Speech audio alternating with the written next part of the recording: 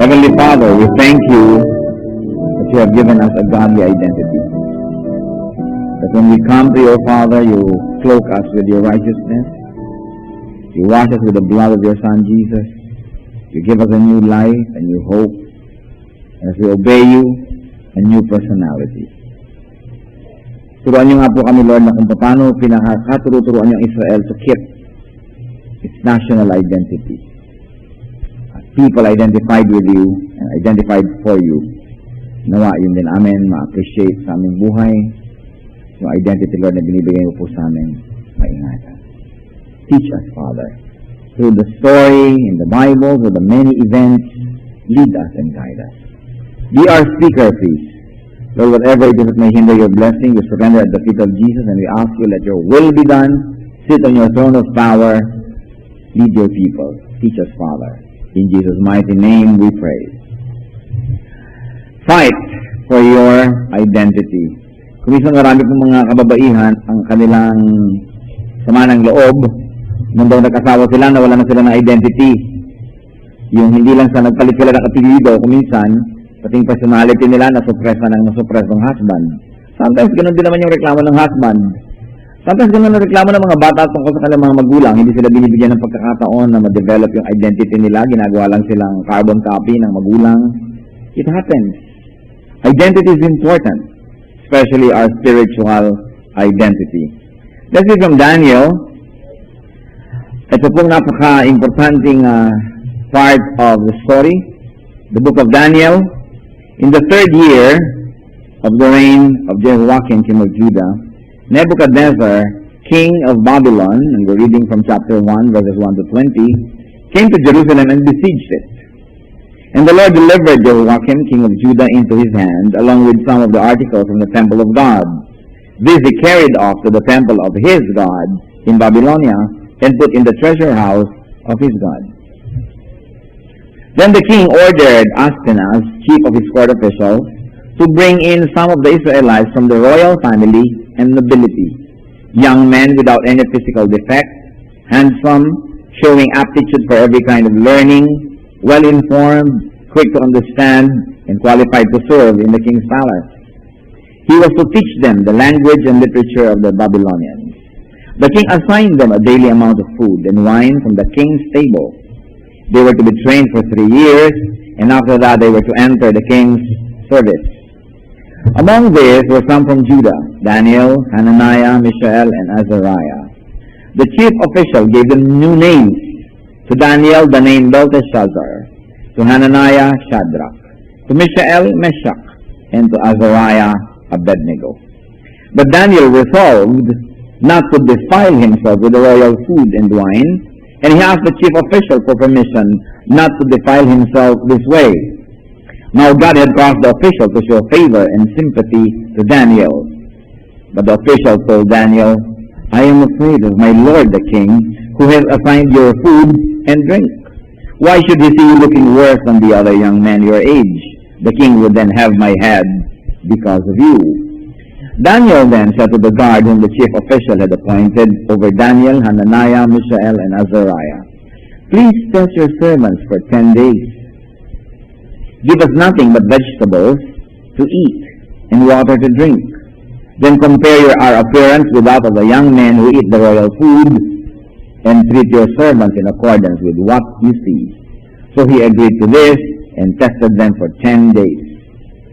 At the end of the 10 days, they looked healthier and better nourished than any of the young men who ate the royal foods. So the guard took away their choice food and wine, and they were to drink, and gave them vegetables instead. To these 4 young men, God gave knowledge and understanding of all kinds of literature and learning. And Daniel could understand visions and dreams of all kinds. At the end of the time set by the king to bring them in, the chief official presented them to Nebuchadnezzar. The king talked with them, and he found none equal to Daniel, Hananiah, Mishael, and Azariah. So they entered the king's service. In every matter of wisdom and understanding about which the king questioned them, he found them 10 times better than all the magicians and enchanters in his whole kingdom. And may the Lord bless us through the reading of this wonderful episode. So fight for your identity. Let's take a look at the case of Daniel, Shadrach, Meshach, and Abednego. What was their identity? Sino ba sila? We know that they were from Judah, God's kingdom. Sinakop ng Babylon ang kanilang bayan at sila ay binihag. Pero ang alam natin, they were from Judah, they were of royal blood. They were young, handsome and healthy, intelligent, well-informed, in other words, qualified to serve the king of Babylon. Ang ginawa po ng hari ng Babylon, matapos niyang lupigin ang bayan na ito ng Diyos, kinuha niya yung mga kayamanan ng templo ng Diyos at dinala niya sa templo ng kanyang Diyos-Diyosan, at hindi lang yun, sapat pa. Nagutos siya na tumitas ng mga bata, mga magagandang itsura, matatalino, malulusog, ng mga anak ng royal family at ng nobility. Dinala sa Babylon at sila ay naging bihag doon. Ano ang gagawin sa kanila? We're talking about identity. Let's talk about their Babylonization. These young boys were going to be Babylonized. Napakatalino. Alam po ni Nebuchadnezzar, king of Babylon, that probably the old monarchs, the royal kings and princes of the kingdoms that he conquered are too old to fight him. They probably have become too weary with battle, baka wala na silang political will, may mga sakit-sakit na, so hindi na makakalaban yan. At sa paghahanda niya ng continuity ng kanyang empire, ang gusto na niyang bihagin, hindi yung mga present set of rulers of the kingdoms that he conquered, but the next generation, instead of spiritual, as the poetic value of Israel, Judah, and Babylon. Yan yung ating framework. So nakita natin na anong ginawa sa kanila para sila mababylonize. Language and literature of Babylon was introduced to them. Siyempre, pag nakuha mo ang isang henerasyon, ang wika mo ang wika nila, ang literature mo ang literature nila, mabibihag mo ang kanilang utak. Ginawa ng asapin niya ginawa sa atin ng mga Kastila, ginawa sa atin ng mga Amerikano, at sa maiksing panahon ng Hapon na inabot ng marami sa inyo, sinikap din ng mga Hapon na magkatakana, hiragana, kanji ang mga Pilipino. Pero ang pinakamatagumpay sa kanila mga Amerikano. No? Siyempre, nagbukas sa mga public school, salamat, pinuturuan daw tayo. Ano tinuro? Wika nila, literature nila. So nagbabasa ka ng Under the Apple Tree. No? I am Pepe, you are Pilar, I am Bantay, arf. No? Diba? So, nabihag ang utak ng mga Pilipino, sinundan ng mga pelikula, mga libro, kaya hanggang ngayon, bihag tayong lahat. Ang pinakamatayog na pangarap ng Pinoy, mag-CNC. So, kahit na ano pa, talikuran ng lahat, makapunta lang sa Amerika. Ginawa na yan, luma na yan, ginawa na yan ni King Nebuchadnezzar. Sabi, kuhanin yung high society, ipadala dito, at palitan natin ang pag-iisip. Kaya ang ginawa ng mga Amerikano sa Pilipinas, paglapag nila dito, nanguha ng mga anak ng yung mga pangalan ng mga pamilya sa Quiapo, no, yung mga yon sila, no, kinuha yung mga anak-anak nila, ipinadala sa Amerika, mga pensionados ang tawag. Siyempre, umalis ditong kumakain ng bibingka, pagbalik gusto na ng cake. So, naiba sila. Gusto na nila maging federalista. Huwag nang labanan ng Amerika, maging na tayong isang estado nila. So, naiba. Matagumpay. Pero hindi po inimbento yan ng mga Amerikano, hindi rin inimbento ng mga Kastila na ginawa ng mga wika natin ni Latin, dasal-dasal, para sila naman ang kampihan. It's a way. Magsasalita ka ng sarili ng wika, may multa. No? So, kaya ngayon lahat ng mayaman, lahat ng sosyal, kailangan ng wika mo noon, Kastila. Ngayon, English naman. Pag nananagalog, you use it for the maids. Parang ganon. So, sinisira mo yung identity mo, i-identify everything about you as down and out at what class, and everything foreign must be good and glorious. Nung paman ginagawa. Hanggang ngayon, ginagawa ng iba. Pero, sobra na naman tayo para hindi pa natin mahalata ngayon yung style na yan. Na para bihagin ng isang bayan, bihagin mo ang kanyang isip. Ano pa? Para sila mababylonize, daily intake of food and wine. Sinakot sila, dinala sila sa kanilang tinirahan na marahil ay magandang mga tirahan, at pinapakain sila from the king's table. So biglang tingin, wow, salamat, pinapakain tayo ng king, pagkain pa niya, the same food. Pero alam niyo ba na pag napalitan ng inyong food preference, mapapalitan ng kaluluwa niyo? Kaya mga Pilipino, kahit na halimbawa ang tagal-tagal na abroad, talagang pinipilit pa rin nila na magluto ng bagoong kahit inireklamo ng kapitbahay, magluto ng daing, kasi talagang mahirap palitan yun, food preference. Dala-dala mo yan. Sa Saudi Arabia, umiimbento ng dinuguan, sukdo lang dugo ng manok at laman ng baka, basta dinuguan pa rin ang ending. No? Talagang pipilitin mo yan, gagawa ka ng itlog na pula, ilulubog mo sa mga buhanging maalat, para maging itlog na pula. But then they were going to be fed with the food of the king. Ano magiging effect nun? Malilimutan nila ang sarili nilang pinagmulan, and they will be beholden to the king.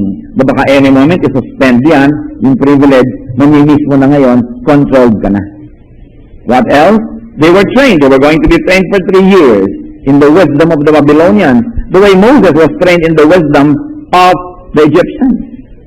At pagkatapos, eto ng ultimate, pinalitan ng mga pangalan. Pinagpapalitan, naging Shadrach, Meshach, at Abednego. Kaya ngayong ating mga ipinadala mga scholars sa Amerika noon, mga pensionados, si Antonio bumalik as Tony. Diba? Si Matilde bumalik call me May. Si Liwayway call me Lee. Ganon. Iba. Iba yung pangalan. Kaya nga tayo litong-lito. Diba? Anong pangalan ng anak natin ngayon? Si Ian Christopherson, di mabakbak. Litong-lito yata ang ating mga pagkatao. So, pinalitan din ang pangalan nila. As you see, gimmick na yan, di bago. Para malimutan mo kung sino ka. Pag nalimutan mo kung sino ka, madali kang alipinin. Madali kang kawawain, madali kang pasunod-sunurin. Yun ang way ng colonialism. Let's take a look at the resistance, because these 4 young men resisted this systematic Babylonization. Daniel, according to the Bible, resolved not to defile himself. Hindi ako papayag. So ano kanyang hiningi? Humingi siya ng understanding doon sa kanilang bantay, and the Lord touched the heart of the bantay to be favorable. At sabi niya, huwag niyo naman po kaming payagang madungisan sa pamamagitan ng pagkain na yan, na unclean, ayaw namin, kahit masarap, kahit yan ang tingala ng iba, kahit yan ang mahal, at pangarap ng marami, we don't want it because it's against our spiritual conviction. Pakanin niyo na lang mo kami ng gulay. Puro gulay na lang. Sabi, kung humina ang katawan ninyo, tapos mamaya ipag-ubot ng hari yung ulo ko dahil gusto palakasin kayo, pakaanin kayo nito, iibahin ko. Ibibigyan mo lang kami ng 10 days muna, pakanin mo lang kami ng tubig lang at gulay, yun lang. At after 10 days, subukan mo kami kung mahina ba ang aming katawan. At kung mahina, sige, susundin ka na namin. Pero why don't you give us a chance? They were very diplomatic. Talagang matatalino, marunong silang makipagtawaran. So, yun ang ginawa sa kanila. They resisted that. At ano ang naging victory? Because of the resistance, there was of course victory. After 10 days, they were healthier and better nourished than all others. Na kumakain ng siguro mga taba, mga kung ano-anong mga fatty foods, mga foods for the gods, no? Mga masasarap na yun pala ay hindi mabuti sa kanilang katawan. And when the king asked that they be tested, the king found them 10 times, not only physically but also intellectually better than everyone else. Dahil sabi sa verse 17, God gave them knowledge and understanding. Bakit sila binigyan ng knowledge and understanding? Because they began with their little knowledge and their little understanding, and they used that to stand up for their identity. To make a long story short, pinagtangkaan, subalit mabigo ang Babylon na kainin nila itong 4 na lalaking ito at maging tagapaglingkod lamang ng kanilang Diyos-Diyosa, ng kanilang hari. Because all throughout their lives, these 4 men would always stand up for the God of Israel. Kahit dumating yung time na nagkaroon ng decree, pag tumugtog ang mga instrument, lahat yuyuko dito sa golden image na ito, sila ang nananatiling nakatayo. Sukdo lang ihagis sila sa mga pugon na nag-aapoy, sukdo lang ihagis itong si Daniel sa isang kulungan ng mga layong na gutom, nanindigan sila because they fought for their identity.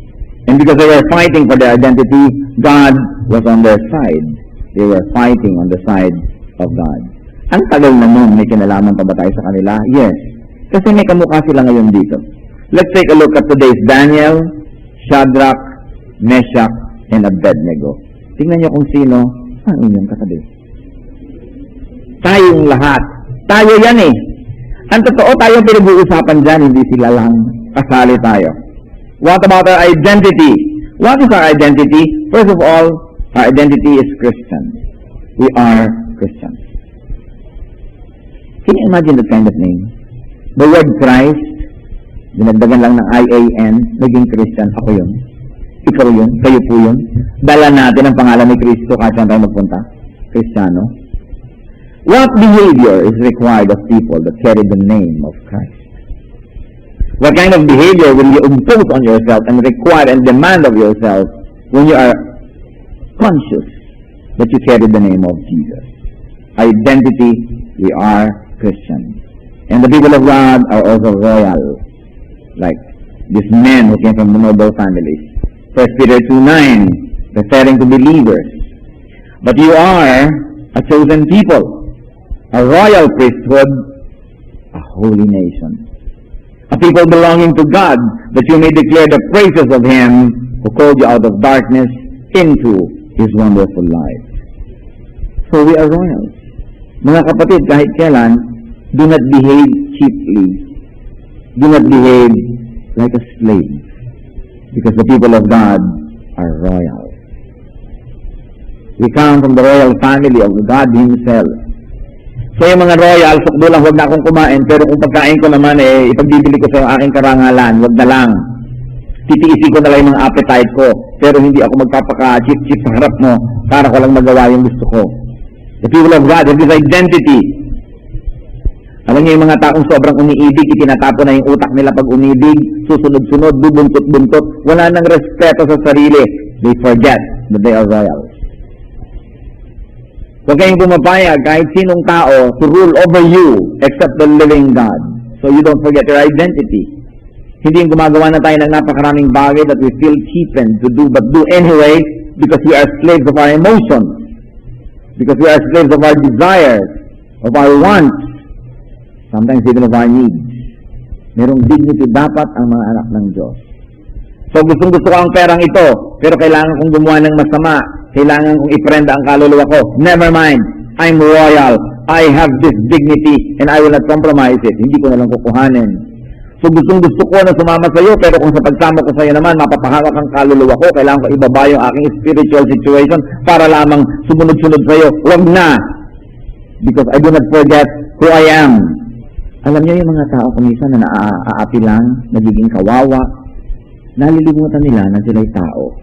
Pumapayag silang itrato na parang less than human. That's why it's important to remember who we are. That's why it's important to have a clear consciousness of one's identity. Isa doon, kumisan yung cultural identity, kumisan iba doon, national identity. But what's so important is our spiritual identity. That we are the people of God.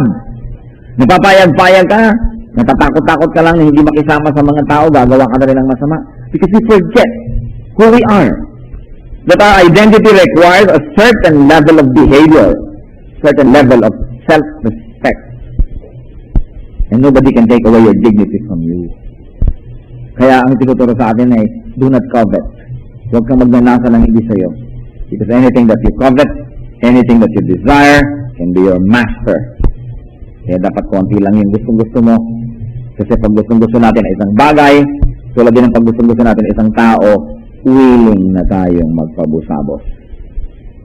And the people of God, hindi bagay yun. Kaya kung meron sa inyo, inaapi-api kayo ng nobyo nyo, bubuntot-buntot kayo, hindi bagay sa akin ito. Diba? Sabi sa inyo, nobyo mo, kung talagang mahal mo ako, sumama ka sa akin sa likod ng puno ng pakiling. Ano? Bakit ako wala punta sa puno? Ano ako, bulate?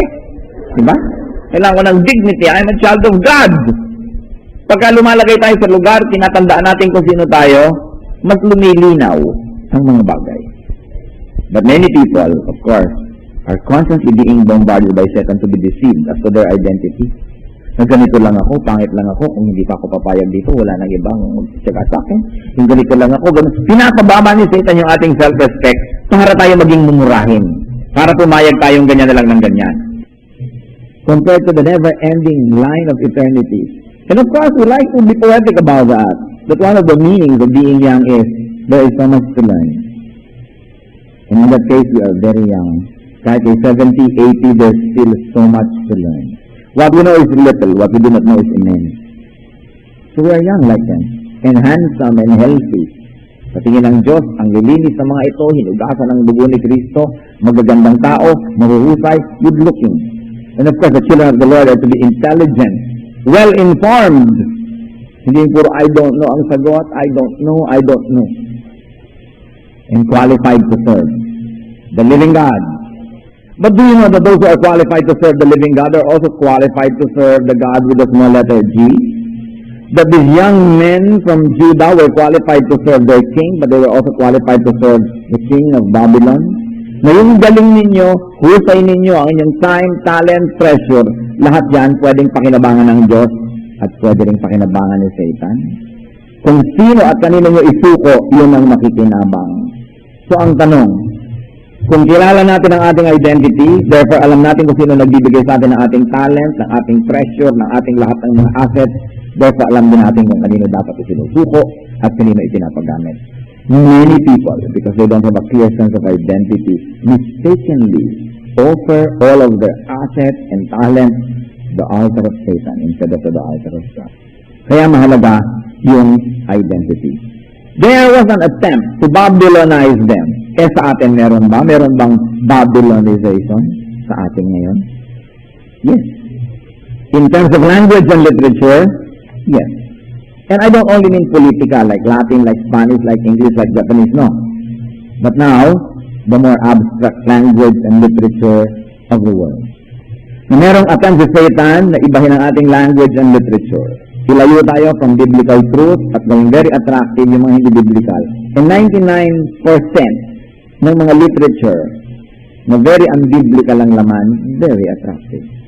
Very well made. Very well crafted. Glossy. Beautiful. Beautiful photograph. Ang ganda-ganda ng gawa. Bakit ganon? Ang mga publication ng mga Kristiyano, ini-imprenta na lamang sa tercera klaseng papel, ini-stapler ng mga stapler na yung mga kalakalawang payata. Hindi magaganda. Hindi masasarap basahin. Gagawa ko minsan ng mga pelikula, mga play. Horny! No? Parang baboy. Bakit hindi ba paganda yung production?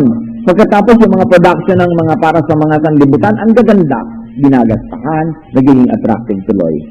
Pero there is a very conscious attempt of this world system to change our language and our sense of literature. Tayo mga Kristiyano. Not only literally, not physically, but also in a deeper way. So ano bang language natin? Is it the language of God or the language of the world? Meaning, yung bang mali sa Diyos, mali pa rin sa language natin o nagiging tama dahil tama sa language ng world? Yung mga kung ano-anong mga ini-invent ng mga teorya ngayon, yung mga sobrang concept ng tolerance, ng mga political correctness, sometimes it's already moral wrongness na. Para ka lang maging politically correct, morally wrong ka na. This is what I mean, language of the times. Naiiba. What used to be called sin, ngayon ay tinatawag lang na alternative lifestyle. Parang naiiba yung language. Nawawala na yung sakit, yung pakla, yung hapdi ng kasalanan. Nasa-sanitize ng lahat because of a change of language. When you see a spade, as they say, call it a spade. Sin is sin. Hindi tayo dapat napapadala. What else are the attempts of the world to Babylonize us? Our daily intake of food and wine. Not only physical. What is the food that we give our brain? Ano ba ating napapanood? Ano ating nakikita? Ano ating nababasa? Ano ating nabidinig? 99.999999% worldly. Mga radyo, mga pelikula, mga TV, anong napapanood? Anong nakikita? What is the food that our soul gets? Siyempre, kung ano yung pumasok, yan ang lalabas. Kung garbage in, di garbage out. That's why we don't permit ourselves to take this. Although attractive, ang ganda ng packaging, ang ganda ng presentation. And up to a point, really talaga naman masarap. Pero ano magiging bunga sa atin? Pag sobrang na tayong nahirapi dun sa mga sobrang freedom, wala nang sinecheck sa'yo. Sobrang laya, wala nang bawal. Ano mangyayaring bunga nun? Sobrang nang walang control ang ating sarili. What manners and personality changes does the world want from us? Yung sinasabi ko kami sa mga political correctness na yan, yung mga ganito, mga ganyan. And of course, the world is training us to become servants of Nebuchadnezzar. We're being trained. Life is a training. Ano ang training natin? Are we being trained to serve the living God? Are we training the young people to serve the living God? O tinitrain lang ba natin sila that church spirituality is just a minor compartment in an otherwise big life? Nakikita ba natin yung spirituality in every aspect of life? Are we trained to apply the words of God in daily life? So hindi mo makita yung connection. Sabi sa 1 John 2:15, do not love the world or anything in the world. If anyone loves the world, the love of the Father is not in him. Na hindi naman natin itatapon yung world, hindi natin wawasakan yung world. Ang ibig sabihin lang, do not love the world more than you love God. No, sige, gusto ko ng comfort, pero kapag bibigay naman sa akin yan ay kasalanan, malalayo ako sa Diyos, wag na lang, discomfort na lang. O sige, gusto ko ng nicer things, but if it means na i-compromise ko yung spirituality ko, never mind the nicer things. I'll just get anything that my spirituality can afford. Ibig sabihin, may price. Everything has a price. And our spirituality has a price. And are we training ourselves to be willing to pay the price? Kung sumusunod lang tayo whenever convenient, pero pag inconvenient na, tayo na. We need, just like Shadrach and the group, we need resistance. We've got to resist the attempt of the world system to Babylonize us, to change our identity. Because we were created in God's image. Nasira na ngayon dahil sa kasalanan, then na-born again ka, ibinalik na ngayon God's image. Tapos ngayon, attempt na naman ng world, sirain na naman uli yun, ilayo ng ilayo, i-backslide ka ng i-backslide. That's why there has got to be resistance. You should resolve not to defile yourself. Kailangan mayroong clear na desisyon na hindi ko papayagan na kainin ako ng sistemang ito. Kahit sa buong opisina, 100 people are doing a foolish thing, it's still foolish. If 10 million people said a foolish thing, it's still foolish. Because morality is not a matter of numbers, it's not a matter of majority. Morality is what God says. Even if you have to be the only person standing for it. The Christians have to make a stand. Because you will realize soon, much sooner than you'll expect, that you are not alone. That there are many other Christians who are also making a stand. And that more than that, God is making a stand with us. That we are standing on the side of God. Napakahalaga po. Kasi sobrang secularized talaga yung society. Wala nang bawal ngayon, wala nang masama. Relative na yan. Pati nga kagandahan, it's relative. Morality, relative. Wala nang absolute. Pwede na kahit ano basta naisipan mo at kaya mo magpaliko-liko at find your way out, ay pwede na.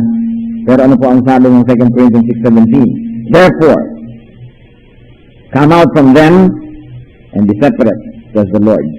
Touch no unclean thing, and I will receive you.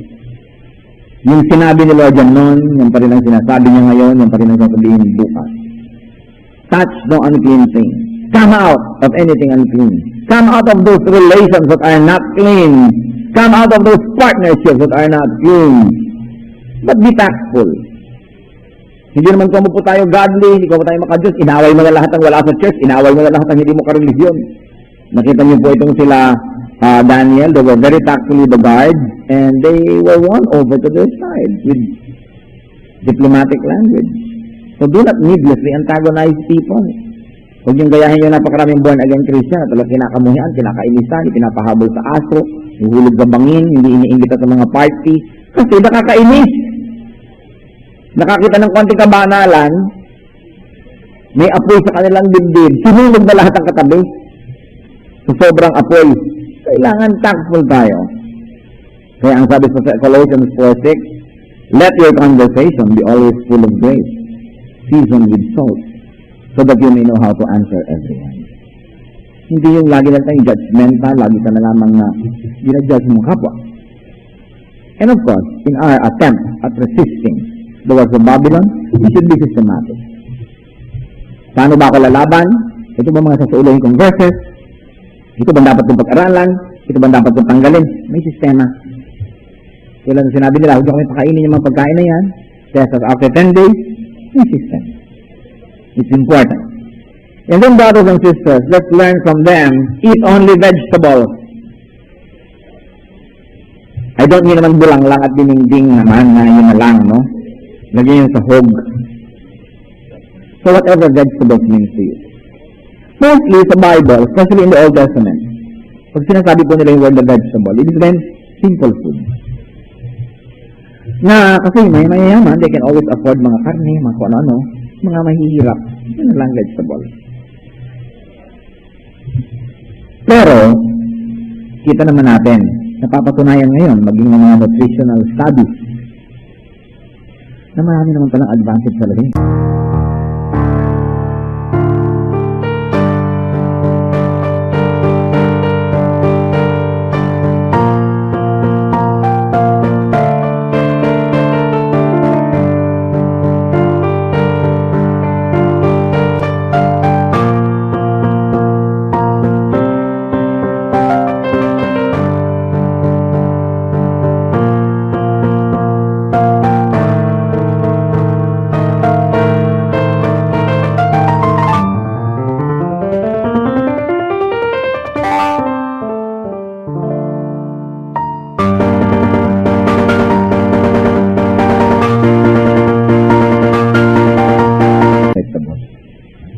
Kasi sa kung ano-ano mga processed meat, dead carcasses in cans. Yung mga ganon. So, ang tawag dito, di ba, it's a dead carcass in a can. Pero ang gaganda ng mga tawag. Eat only vegetables. And I don't mean physical. Ngayon, kung physical, gusto nyo rin, sino ba ako para pigilin kayo? Simplify. If you have to sell your soul to the devil just to be able to afford meat, eat just vegetables. If we have to simplify our lives just to keep a holy living, simplify it. It's not worth it to sell your soul to the devil just to have what you want. So sabi niya, don't defile us with these things. Kakain na lang kami ng simple. At alam niyo po, pag mas simplified yung style natin, konti lang yung amo natin, konti lang yung kailangan mong suyuin. Pero pag ang dami mong gusto, ang dami mong pinapakisamahan, ang dami mong ina-accommodate, and most of the time, it is your spirit that gets compromised. So there's nothing wrong with enjoying the good things in life so long as we don't compromise our spirituality. But when it comes to making compromises, clear dapat, no. So simple na lang ako. Doon na lang ako, vegetable na lang. Hindi pa ako na-defile. And then you will learn very soon that it's the right choice. That because of that, you become 10 times stronger than other people in terms of spirit. That you become much, much better in terms of emotion because you are not beholden to anybody. Hindi ba yung nakokontrol mo lang naman kasi yung mayroong pagnanasa sa'yo? Yung may gusto sa'yo, di kaya mong kontrolin. Gusto ka. Kung ayaw ba sa'yo, anong kontrol ang magagawa mo dyan? Ayaw nga sa'yo. So kung gusto natin yung masama, nakokontrol tayo ng masama. Kung gusto natin yung ganung bagay, nakokontrol tayo. That's why konti lang dapat yung desires. At hindi dapat napaka-passionate ng mga desires to the point that we lose track of what is right. So we keep our emotions, we keep our desires under check. And of course, like those men, we can have victory. Jude 24 refers to the Lord as the one who can keep you and me from falling. There is victory in the Lord. God's kingdom and Satan's kingdom are in constant tug-of-war for people's souls. Kung kanino kayo kumumpe, yun ang mananalo sa buhay nyo. Inihila kayo dito ng masama, inihila kayo ng mabuti, nasa inyong pagpapasya kung kanino kayo pahihila, kung kanino kayo sumama, yun ang panalo. Dahil malaki ang factor ng ating free will. Our free will determines which will win in our life, is it good or evil. You have to fight for your identity. Pagkasama tayo ng mga kaibigan, kailangan alam nila na Kristiyano kayo. Mas maaga nilang malaman, mas mabuti. Kasi pagkalagitnaan na, nagpapanggap kayo, nakikisama sa kanila, hirap na hirap naman ang loob nyo. Mamaya, ang hirap ng baguhin yun. Sa umpisa pa lang, identify yourself, mark yourself as Christian. Ipakita nyo na agad yan sa salita, sa gawa, sa inyong behavior, para mangini silang yayain kayo sa paggawa ng mali. At, kung sakasakali, na dahil Kristiyano kayo, ayaw nila sa inyo, di wag. Diba? Kanila na ang kanila, inyo ang inyo. Pero, walang kwenta na ina-accommodate nila tayo sa isang kondisyon natatalikuran natin ng Diyos. Huwag na lang. No? Kaya meron dyan mga boyfriend, sabihin, sige, huwag na lang tayong sumama dyan sa Bible study. Huwag na lang, ayoko ng ganyan. Kasama naman itong si babae dahil mawawala ng lalaki sa buhay. Di huwag. Di wala. No? Kung hindi ka magkakaroon ng promotion dahil hindi ka nakikipag-gawa ng masama doon sa mga taga-opisina, di huwag ka na lang yung promotion nila. Hindi na sabing, vegetables ka lang ako. Tama na sa akin yun. Dahil, alam naman ng Diyos yun eh. Kung gusto ba kayo ng Diyos sa pagpalain, may makakapigil? I don't think so. At kung ayaw naman kayong pagpalain, may makakapilit ba? Wala rin. Be on the side of God. Madali itong sabihin. Pagkasama mo na yung mga tao, pag nandiyan na lahat may pressure, mahirap nang gawin. Pero mahihirap pa kayang pressure kasi sa pressure nila Shadrach. Daan-daang kilometro, libo-libo pa siguro ang layo mula sa bahay nila, dinala sila doon sa kapitolyo ng imperyo na sumakop sa kanilang daigdig. Nakatira sila doon sa palasyo. Actually, they were prisoners. Hindi mo sila pwedeng tumakas. Yung well-being nila nandun naman sa kamay ng mga nagbabantay. Wala sa sarili ng magulang, wala doon sa mga tao sa templo, sa kanilang bayan. Ang ikasasaya nila ay kalulungkot, malaki yung factor kung ina-approve sila or not ng kanilang amo, ng bumihag sa kanila. Saka ito pa, kung magko-compromise naman sila, wala naman nakakakita eh. Diba? Ang layo-layo naman ng Israel. Pero nakikita tayo ng Diyos. Yun ang mahalagang maisip. That if there's a price to pay for standing up for God, pay the price. Because if you stand on the side of the devil, you also will pay the price. Walang libre sa mundo. Lahat may bayad. It's better to pay the price of a righteous person than the price of a sinful person. Fight for your identity. Tayo po yung mukha sa Panginoon at isipin ang mga bagay na ito. Sino-sino, ano-anong sitwasyon ang pumipilit sa inyo na itatuwa ang inyong identity?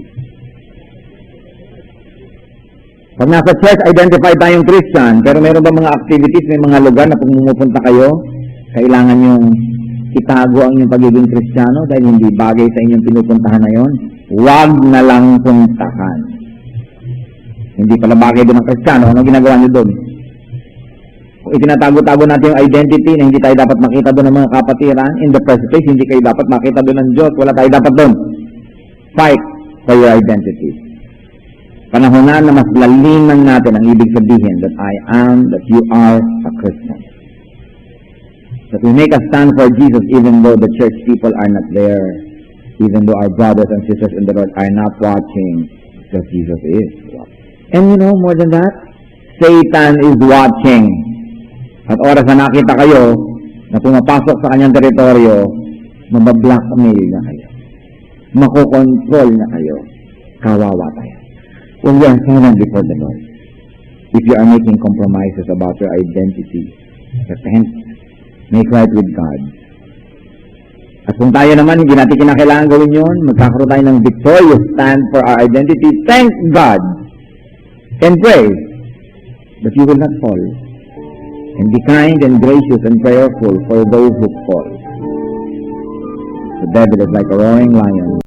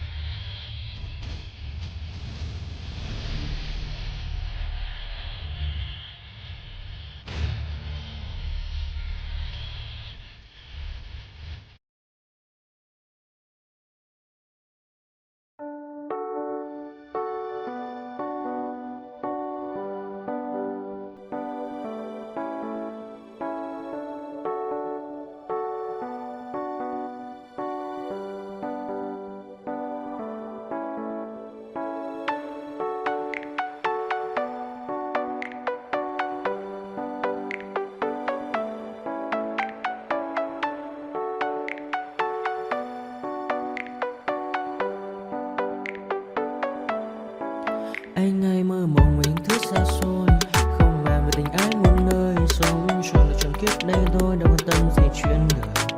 Thế mà lại nằm tương tư, ông tầm 31 xa tơ, đêm nằm trộn nhớ mơ mơ về ai. Thì ra anh yêu rồi, từ ánh mắt nụ cười, từ đôi môi gọi mưa sao xuyến lòng anh.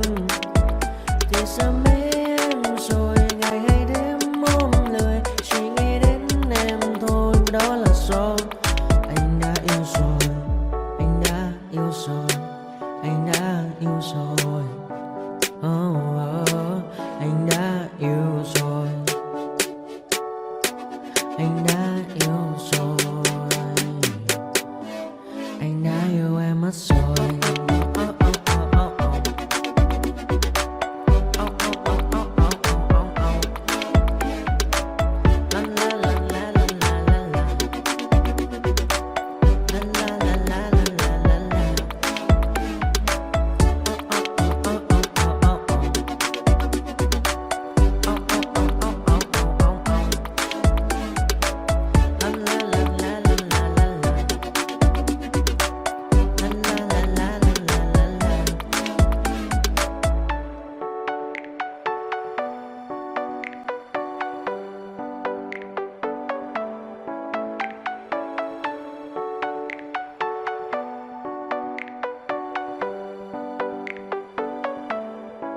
Anh hay mơ mộng mình thứ xa xôi, không màng về tình ái muôn nơi, sống cho là trọn kiếp đây thôi, đâu quan tâm gì chuyện đời.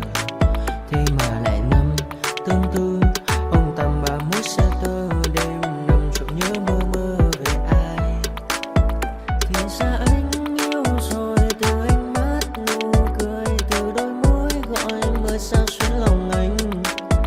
Thì ra mê em rồi, ngày hay đêm ôm lời, chỉ nghĩ đến em thôi, đó là do anh đã yêu rồi, anh đã yêu rồi, anh đã yêu rồi. Anh đã yêu rồi, anh đã yêu rồi,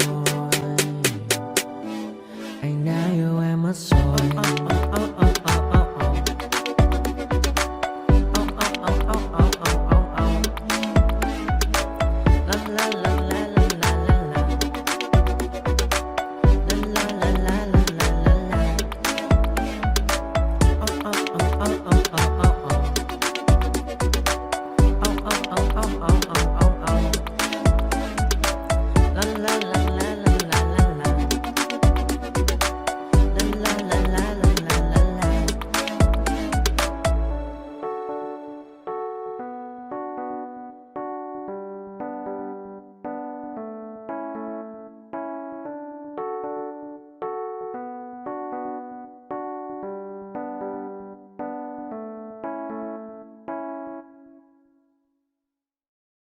Thank you.